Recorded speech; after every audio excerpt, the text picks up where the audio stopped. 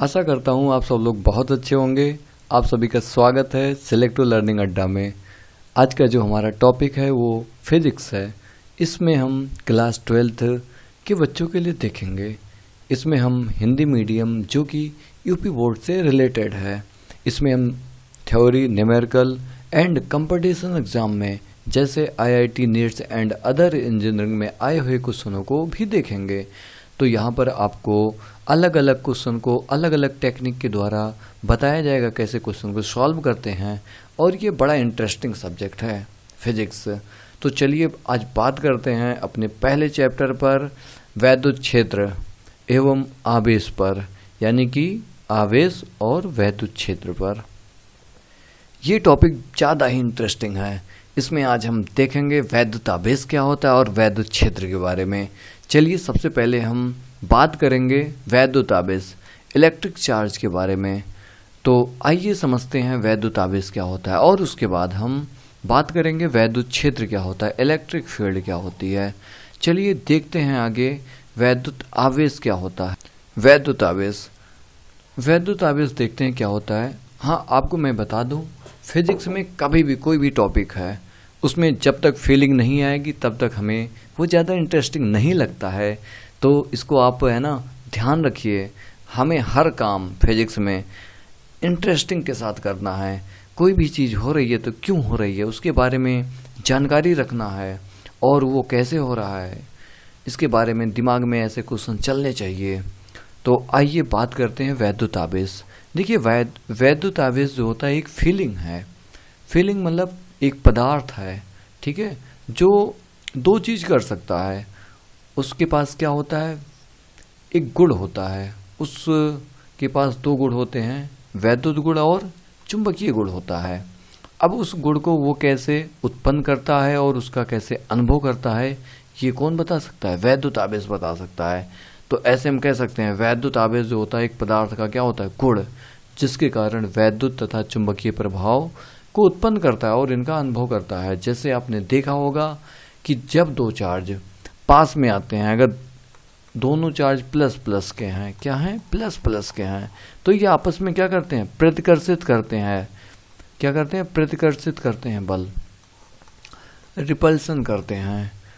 कैसे, आइए इनको समझते हैं। जैसे आपको यहाँ पर दो चार्ज दिख रहे होंगे, ये आपका धनात्मक आवेश है और ये भी आपका क्या है, धनात्मक है। अगर इनमें से किसी एक को पास में लेके आए तो ये क्या शो कर रहे हैं, प्रतिकर्षण शो कर रहे हैं।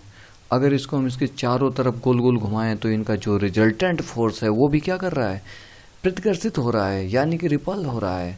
अगर इनको हम किसी तरह से चला दें, यानी कि इन पे जो बल लग रहा है, अगर उस बल को फ्री कर दें, जैसे यहाँ पे देख सकते हैं, तो ये जो आवेश है बहुत तेजी से गतिमान है और ये रिपल्सन होता है। जैसे आप देख सकते हैं यहाँ पर ये जो आवेश बहुत तेजी से रिपल होगा, यहाँ पर आप देख सकते हैं।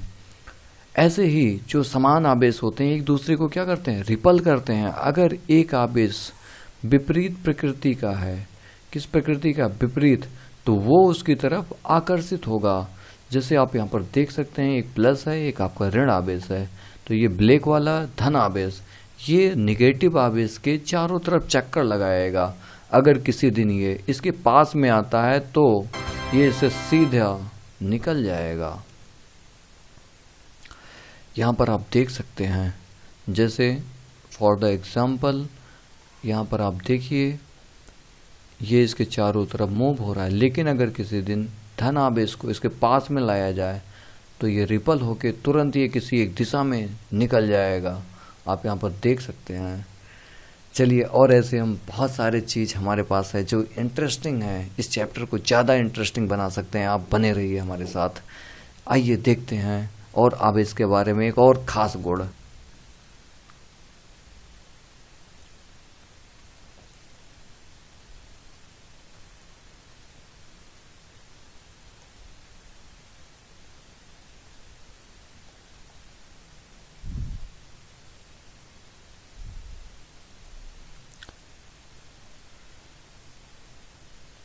आवेश में एक और खास गुण होता है, क्या होता है, चुंबकीय गुण होता है। जब किसी करंट में धारा प्रवाहित की जाती है तो उसके चारों तरफ मैग्नेटिक फील्ड जनरेट हो जाता है। ये किसके कारण होता है? आवेश के कारण होता है।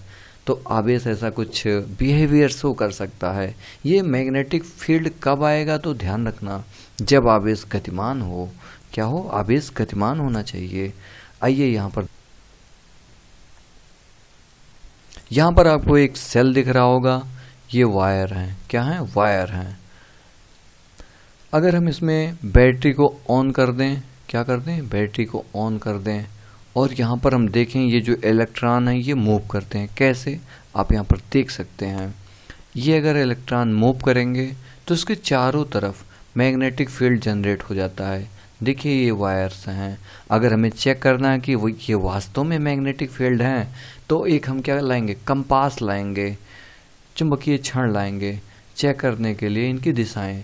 आप देख सकते हैं, अगर हम इसको जैसे जैसे इसके पास में लाते हैं तो ये जो इनके पोल्स होते हैं वो नॉर्थ और साउथ दिशा में स्थिर हो जाते हैं। तो इससे हम क्या करते हैं? चुंबकीय क्षेत्र की दिशा निकाल लेते हैं। मतलब भैया यहाँ पर चुंबकीय क्षेत्र उत्पन्न हो रहा है। किसके द्वारा?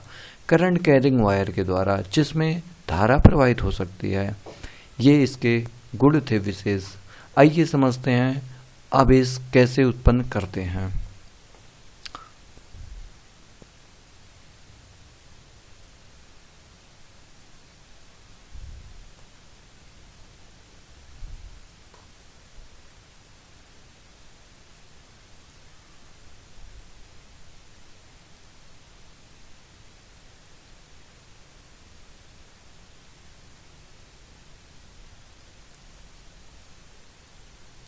आइए समझते हैं आवेश कितने प्रकार के होते हैं।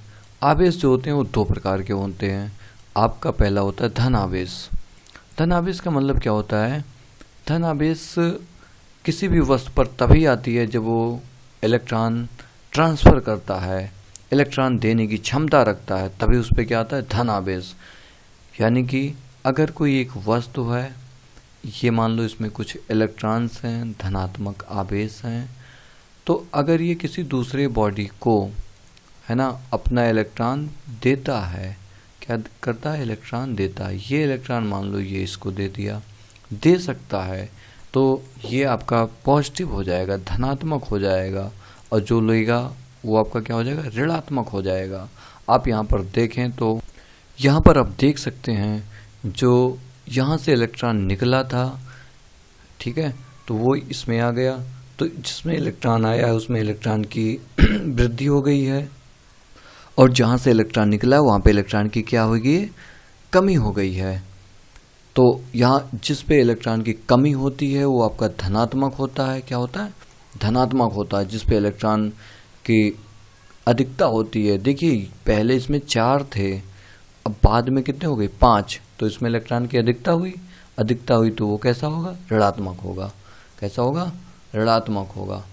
और जिससे इलेक्ट्रॉन निकला है, यानी कि जिस पे इलेक्ट्रॉन की क्या हुई है? कमी हुई है, वो कैसा होने वाला है? धनात्मक आवेश होने वाला है। तो आप यहाँ से समझ सकते हैं धन आवेश वह होते हैं जो किसी भी वस्तु पर उसके सामान्य अवस्था से इलेक्ट्रॉनों में क्या कर देते हैं? कमी को शो करते हैं। ठीक है। और अगर हम बात करें निगेटिव इलेक्ट्रॉन के लिए, तो यहाँ पर आप देख सकते हैं ऋण आवेश जो होते हैं किसी वस्तु पर, ठीक है, ऋण आवेश जो होता है उसकी सामान्य अवस्था से इलेक्ट्रॉन की अधिकता को शो करता है। तो ध्यान रखना, किसी भी वस्तु पर अगर इलेक्ट्रॉन की क्या होती है? अधिकता होती है, तो वो आपका आवेश क्या होगा? ऋण आवेश होगा। आया। अब हम बात करते हैं अपने अगले टॉपिक।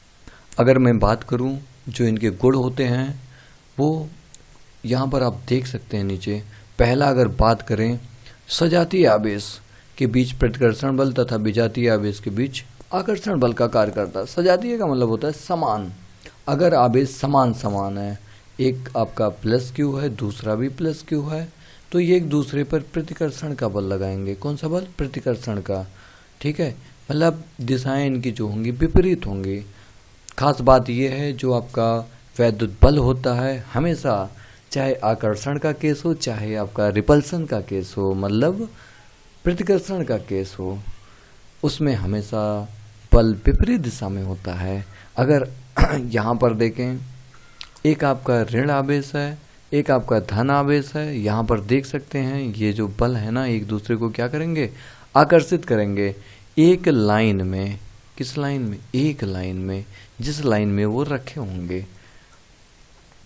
तो ये ध्यान रखना है, विजातीय आवेश क्या करते हैं? आकर्षण करते हैं, और सजातीय आवेश प्रतिकर्षित करते हैं। चाहे प्लस प्लस का हो, चाहे यही चीज आपका माइनस माइनस का होता, तब भी ये क्या करते? प्रतिकर्षित करते। चलो एक और चीज देखते हैं, बड़ा इंटरेस्टिंग चीज, आवेशों का क्वांटीकरण, क्वांटाइजेशन ऑफ चार्ज। अगर हम यहाँ पर बात करें क्वांटाइजेशन ऑफ चार्ज के बारे में, तो ये आपका क्या होता है? ये देखिए, जो आवेश होता है किसी वस्तु में, किसी भी कोई भी वस्तु है, मान लो इसमें बहुत सारे इलेक्ट्रॉन है, कितने हैं? n इलेक्ट्रॉन है। कितने? n इलेक्ट्रॉन है। तो ये जो आवेश होता है वो इलेक्ट्रॉन के, है ना, जितने भी इलेक्ट्रॉन होंगे, मान लो कितने इलेक्ट्रॉन है? n, तो n का एक पूर्ण गुणक के रूप में होते हैं। यहाँ पर ये बात लिख रखी है। मान लो कोई आवेशित वस्तु है, तो आवेश का एक न्यूनतम मान होता है, जिसको क्या बोलते हैं? ई बोलते हैं। ई से कोई छोटा चार्ज नहीं होता है, बट क्वांटम के दुनिया में होता है, वो आगे हम देखेंगे। हाँ, न्यूनतम जो आवेश है वो आपका ई है। ई के सरल गुणक के रूप में होते हैं, मतलब इसमें जो आपका आवेश है वो n इंटू ई होगा। हम जानते हैं आवेश प्लस और माइनस हो सकते हैं, इसलिए हम यहाँ पर क्या लगाएंगे? प्लस का चिन्ह और माइनस का चिन्ह। इसका जो मात्रक होता है कूलाम होता है। क्या होता है? कूलाम। ये चीज हम आगे देखेंगे। तो ये ध्यान रखना, वैद्युत आवेश को अनिश्चित रूप से विभाजित नहीं किया जा सकता है, मतलब इस इलेक्ट्रॉन का E/3 या 2E/3 नहीं किया जा सकता है। बट भैया आपको हम एक बात बताएं, क्वांटम की दुनिया में, क्वांटम फिजिक्स की दुनिया में इस इलेक्ट्रॉन के भी टुकड़े हो जाते हैं। ठीक है, वहाँ पे जब कैलकुलेशन में कुछ एरर आता है तो हमें करना पड़ता है। तो ऐसे चार्ज को हम बोलते हैं क्वार्क। क्या बोलते हैं? क्वार्क। तो ये हमारे क्लास 12th में है नहीं, तो हम समझ जाएंगे भाई, कोई बात नहीं। आपका जो आवेश है यहाँ पर Q बराबर NE। N क्या है? कुल इलेक्ट्रॉन की संख्या। कुल इलेक्ट्रॉन की संख्या। किसकी संख्या? इलेक्ट्रॉन की संख्या है। और E का मान आपको हम बताएं, इसको याद रखना है। E का जो मान होता है 1.6 इंटू 10 के पावर माइनस के 19 कूलाम होता है। एक आवेश, एक इलेक्ट्रॉन पर कितना आवेश होता है? 1.6 इंटू 10 के पावर माइनस 19 कूलाम। Q आपका क्या है? कुल आवेश है। क्या है? कुल आवेश है। आवेश, इसको आप ध्यान रखिएगा। चलिए आगे बात करते हैं इसी में, आवेशों का संरक्षण, कंजर्वेशन ऑफ चार्ज। देखिए, कंजर्वेशन का मतलब क्या होता है? टाइम के अकॉर्डिंग कोई भी चीज़ हो, चाहे आपका फोर्स हो, चाहे आपका वर्क हो यानी कि एनर्जी, चाहे आपका मास हो, चाहे आपका आवेश हो, अगर टाइम के अकॉर्डिंग चेंज नहीं हो रहा है तो ऐसे चीज़ को हम क्या बोलते हैं? कंजर्वेशन बोलते हैं। अगर हम बात करें यहाँ पर चार्ज के बारे में, तो देखिए सिंपल सा वही है, चार्ज को ना तो नष्ट कर सकते हैं, ना तो इसको उत्पन्न किया जा सकता है, केवल एक फॉर्म से दूसरी फॉर्म में क्या किया जा सकता है? कन्वर्ट। जैसे यहाँ पर हम समझते हैं, जैसे आप यहाँ पर देख सकते हैं, एक हमारा क्या है? गुब्बारा है, बैलून है। एक हमारा क्या है? शर्ट है। ठीक है, इसमें क्या है भाई? जब इस बैलून को इस शर्ट पर रगड़ा जाता है तो इसमें कुछ आवेश आ जाते हैं। क्या आते हैं? आवेश। और दोनों पे डिफरेंट डिफरेंट आवेश होते हैं। क्या होते हैं? Different different. अभी देखिए, संरक्षण का मतलब समझते हैं। अभी कोई आवेश नहीं है, बिल्कुल बात सही है। जब इसको रगड़ेंगे तो इस पे धन आवेश आ जाएंगे और इस पे ऋण आवेश, लेकिन उनका भी सम क्या रहने वाला? 0 रहने वाला। कैसे? आइए देखते हैं। देखिए,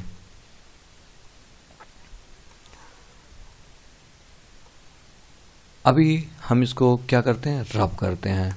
देखिए यहाँ पे हम अगर इसको क्या करते हैं? रब करते हैं भाई, तो क्या होगा?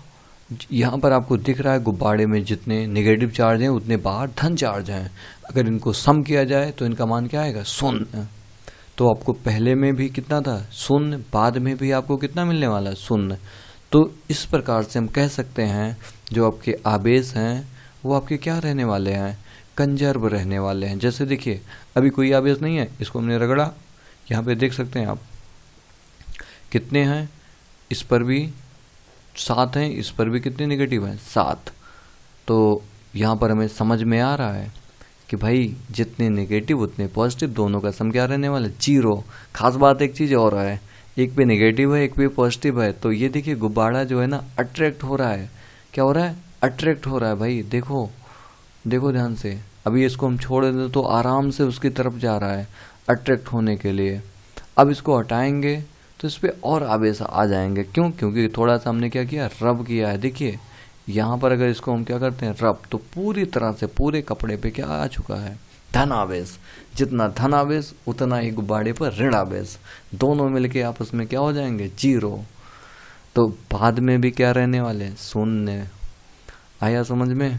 चलिए आगे बात करते हैं। आइए देखते हैं नेक्स्ट पॉइंट। किसी वस्तु पर कुल आवेश उसे दिए गए अलग अलग आवेशों के बीजगणितीय योग की क्या होता है, बराबर होता है। ये बात तो एकदम सही है। अगर हम Q1 आवेश देते हैं, Q2 देते हैं, Q3 देते हैं, तो इनका कुल आवेश क्या होगा, Q1 + Q2 + Q3। इनका हम योगफल कर लेंगे, उसी के क्या होगा, बराबर होगा, Q1 Q2 + Q3। आइए देखते हैं 5th पॉइंट। ये बड़ा इंपॉर्टेंट है। देखिए अगर द्रव्यमान नहीं है, अगर द्रव्यमान नहीं है तो भाई कोई आवेश नहीं रहने वाला है। क्या नहीं रहने वाला, आवेश। अगर यहाँ पे ध्यान से देख लो, आवेश सदैव द्रव्यमान से संबंध रहता है, जबकि द्रव्यमान, आवेश जो है ना हमेशा किससे लगा के रखता है, द्रव्यमान से। यानी कि आवेश है तो द्रव्यमान है, मतलब उसमें द्रव्यमान है। देखिए आवेश का मतलब उस पर चार्ज आना, ऋणात्मक या धनात्मक, चाहे ऋणात्मक हो चाहे धनात्मक हो, उस पर द्रव्यमान तो रहेगा ही रहेगा। बट ये जरूरी नहीं है कि द्रव्यमान पे क्या रहे, आवेश। जो आवेश होता है, जो आपका द्रव्यमान होता है, मास, इस पे चार्ज आ सकते हैं पॉजिटिव और नेगेटिव, या नहीं भी आ सकते हैं। बट जो आवेश होगा द्रव्यमान का बना होगा और उसमें आवेश तो होंगे ही होंगे। तो इतना ध्यान रखिएगा। जबकि द्रव्यमान आवेश रहित हो सकता है, दोनों चीज है। आगे देखते हैं। देखिए स्थिर अवस्था में आवेश केवल वैद्युत क्षेत्र एवं एक समान गति की अवस्था में वैद्युत एवं चुंबकीय क्षेत्र दोनों, तथा त्वरित गति की अवस्था में वैद्युत एवं चुंबकीय क्षेत्र के साथ साथ वैद्युत चुंबकीय विकिरण उत्पन्न करता है। भैया बड़ा इंपॉर्टेंट पॉइंट है, इससे पूरी फिजिक्स क्लास 12th की बन रखी है। अगर याद रखना, जिस दिन आवेश है ना कोई गति नहीं कर रहा है, मतलब इसका जो स्पीड है 0 है, तो v = 0 है, तो यहाँ पर हम क्या करेंगे, केवल है ना आवेश पे कितना बल लग रहा है, वह उसका क्षेत्र कितना है, ये सब चीज़ हम पता करेंगे। उसका फोर्स पता करेंगे, इलेक्ट्रिक फील्ड पता करेंगे। कब, जब आवेश क्या होगा, रेस्ट पर होगा, यानी कि स्पीड क्या रहने वाली, 0। अगर यहाँ पर किसी दिन आवेश चलने लगे, क्या होने लगे, चलने लगे, मतलब स्पीड अब 0 ना हो, तो इसके पास तो भाई देखो इलेक्ट्रिक फील्ड तो होगा ही होगा, वैद्युत क्षेत्र तो होगा ही होगा, वैद्युत क्षेत्र होगा ही होगा। बट एक चीज और आ जाएगा इसके पास, मैग्नेटिक फील्ड आ जाएगा, चुंबकीय क्षेत्र आ जाएगा। क्या आ जाएगा, चुंबकीय क्षेत्र आ जाएगा, चुंबकीय क्षेत्र। तो यहाँ पे समझेंगे भाई चुंबकीय क्षेत्र आया, ये तो हम क्लास 10th में पढ़ चुके हैं। देखिए जब आवेश चलता है ना टाइम के अकॉर्डिंग, तो धारा बन जाती है। क्या बन जाती है, धारा, Q/T। जब धारा आया, ठीक है, तो धारा क्या करता है, चालक में चारों तरफ, ठीक है, धारा के लंबवत मैग्नेटिक फील्ड जनरेट कर देता है। अब देखो किसी दिन अगर यही Q आवेश है ना, अभी तो स्पीड नहीं 0 थी, बट इसका एक्सेलरेशन क्या था, 0 था। अगर एक्सेलरेशन का मतलब त्वरण था, त्वरण। अगर यहाँ पर त्वरण अब 0 ना हो, ठीक है, जब त्वरण 0 नहीं है तो उसका स्पीड भी 0 नहीं होगा, ठीक है। अब अगर त्वरण नहीं 0 है, कहने का मतलब ये त्वरित कर रहा है, हर सेकंड में Q है ना वेग अलग अलग अचीव कर रहा है। उस केस में क्या होता है, इसके पास 3 नेचर शो करते हैं। इलेक्ट्रिक फील्ड तो होता है, मैग्नेटिक फील्ड होता है, बट इनके पास क्या आ जाता है, वैद्युत चुंबकीय विकिरण, यानी कि एनर्जी ये निकालने लगते हैं, एनर्जी इमिट करने लगते हैं। इस एनर्जी का हम भरपूर यूज करते हैं, ठीक है, अलग अलग जगह पर। ये हम फिजिक्स में पढ़ने वाले हैं, इसी में हम घूमेंगे, है ना। देखिए इससे आपके 2 यूनिट बन रखे हैं, इससे आपके 2 यूनिट बन रखे हैं, उसके बाद इससे भी एक यूनिट बन रखा है, यानी कि आधे से ज़्यादा फिजिक्स इसी में है।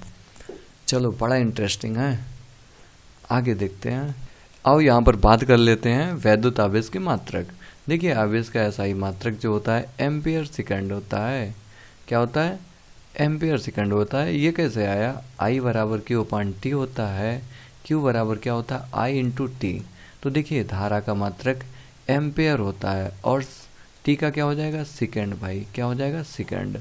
तो ये वही चीज़ लिख रखा है। या एक साइंटिस्ट थे कूलाम, उन्होंने उनके नाम पर ये रखा है कूलाम, तो हम ज़्यादातर कूलाम का यूज करने वाले हैं। अब देखिए इसका एक अन्य मात्रक है, जब छोटे छोटे में आवेश छोटे छोटे मात्रक में कन्वर्ट करते हैं तो वो वहाँ पर आपका मिली कूलाम आता है। ये आपका माइक्रो कूलाम है। क्या है, माइक्रो कूलाम। एक याद रखेंगे, 1 मिली कूलाम में 10⁻³ कूलाम होते हैं। 1 माइक्रो कूलाम में 10⁻⁻6 कूलाम होते हैं। याद रखिएगा, कभी भी कोई भी आवेश जैसे 6 माइक्रो कूलाम लिखा है तो इसको हम तुरंत बिना सोचे समझे -6, है ना, हम लिख लेंगे फॉर द न्यूमेरिकल पर्पज।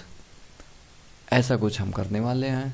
आवेश का वैद्युत चुंबकीय मात्रक क्या होता है, 1 कूलाम होता है, ठीक है।